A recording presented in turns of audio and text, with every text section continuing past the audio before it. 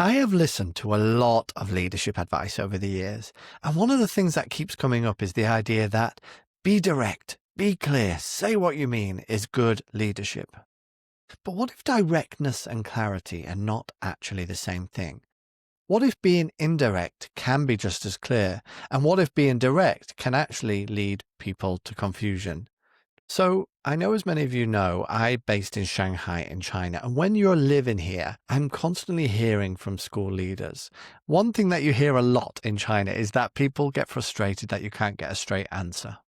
Everything's indirect. I don't know where I stand when I'm working with my Chinese colleagues. And this is understandable if you're from the UK, US, Australia. There is a lot of work around directness and indirectness. And it's one of those key kind of tensions that's seen as a bit of an east-west tension, if you like. That's a bit of a broad stereotype, but general kind of feeling. The thing is, when I actually start to unpack this, I find that the frustration that they talk about isn't actually about directness. It's about clarity. Directness and clarity are not the same thing. I have seen leaders who are super direct leave everyone confused. And I have seen indirect leaders where everyone knows exactly what's expected of them.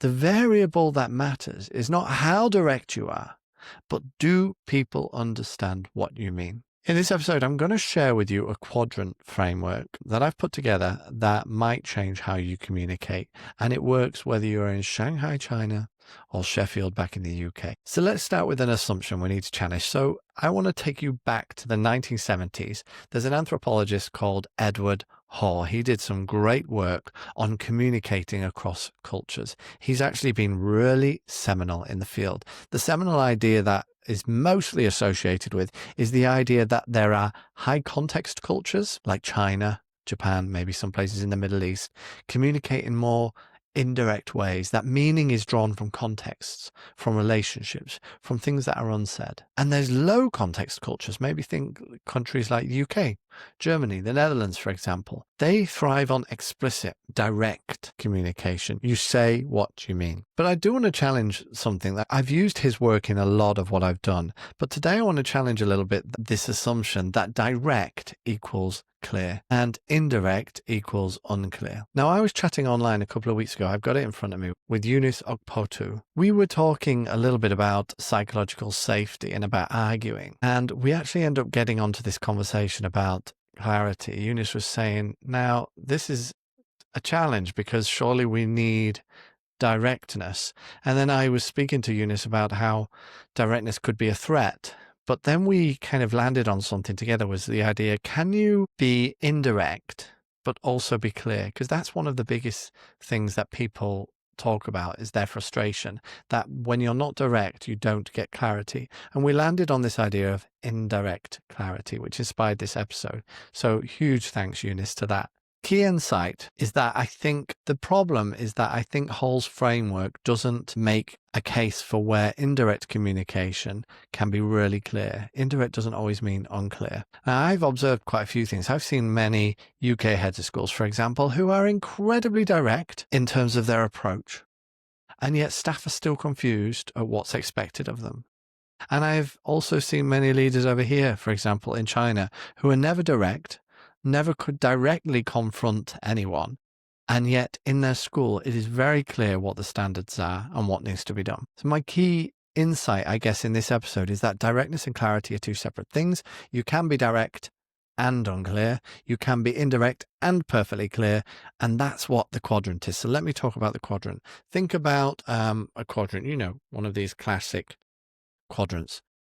We all love quadrant, right? So we've got horizontal axis from direct to indirect. Direct meaning you will address the specific person about a specific issue. You'll talk to them directly and tell them very directly. Indirect is other channels. You're speaking more broadly. You're not going direct to that person. And then on the vertical axis, you're going to go from clear to unclear. Clear at the top. So expectations, standards, actions, unambiguous, what people should be doing. And unclear at the bottom, people have to guess what you want, right? So let's kind of work through these quadrants. Let's start at quadrant 1, direct and clear, right at the top there. This is what most leadership advice tells you to live if you were to look in most books. For example, You're asking for a report. James, I need this report by 3 p.m. on Friday. I want you to include the budget projections, staffing implications. I need you to let me know tomorrow if anything prevents that. That is really clear and it's really direct. It's crystal clear, isn't it? Who, what, when. It works. There's nothing wrong with it. The problem is that many people assume this is the only way to be clear. And actually, in some cultures, it actually might be a bit of a challenge. It might not work in the way you want it. But it is a good approach. I'm definitely an advocate for direct and clear. But let's look at the other quadrants and explore them a little bit. Quadrant 2. Let's go down to the bottom left. Direct, but unclear. This is surprisingly common.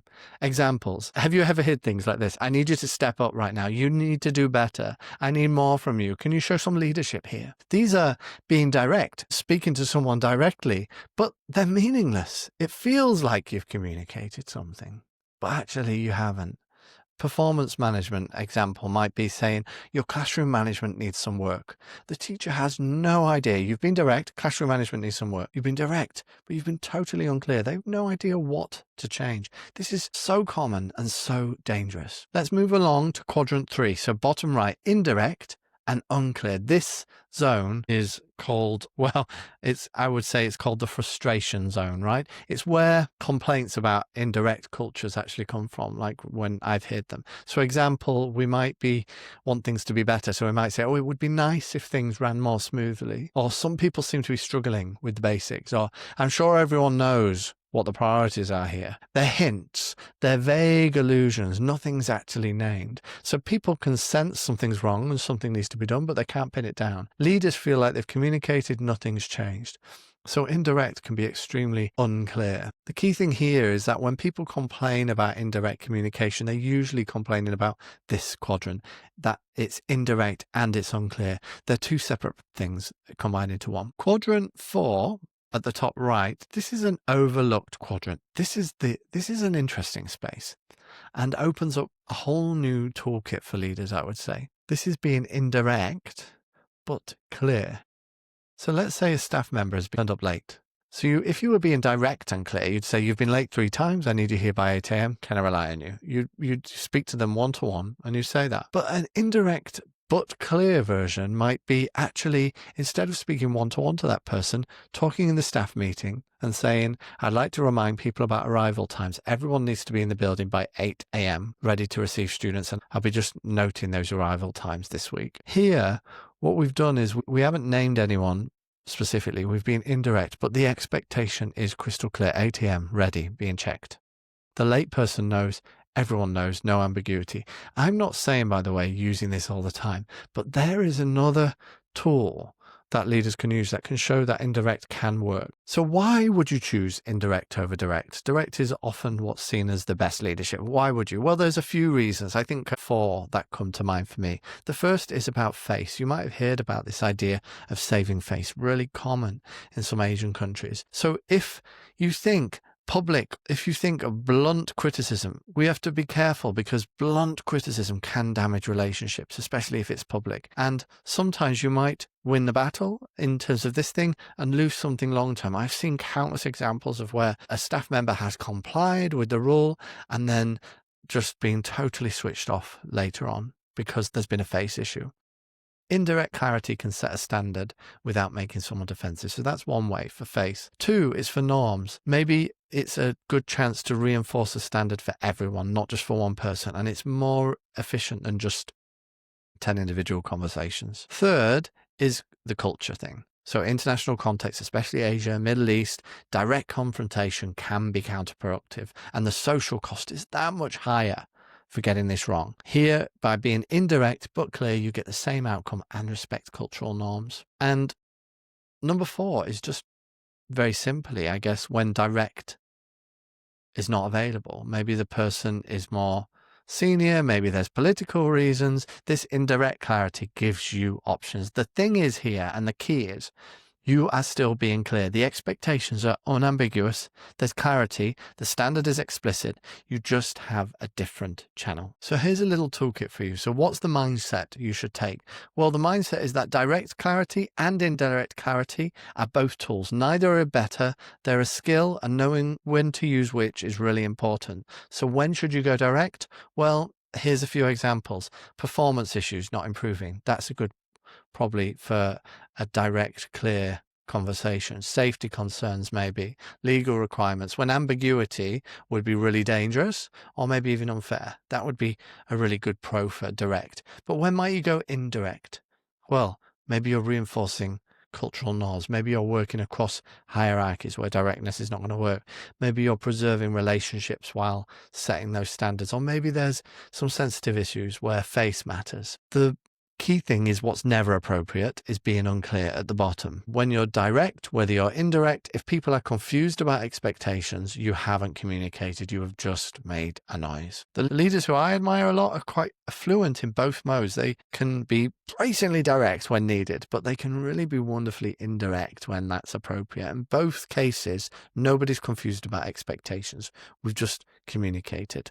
We are aiming for more clarity, not more directness. So next time someone says to you, be more direct, maybe take a pause and ask, is the problem directness or is the problem clarity? Remember, you can be direct and leave people confused. You can be indirect and be crystal clear. Your job as a leader is to stay in the top half of that grid, direct and clear, indirect and clear, always clear. My advice to you is to master both routes. Stay clear. That's the skill.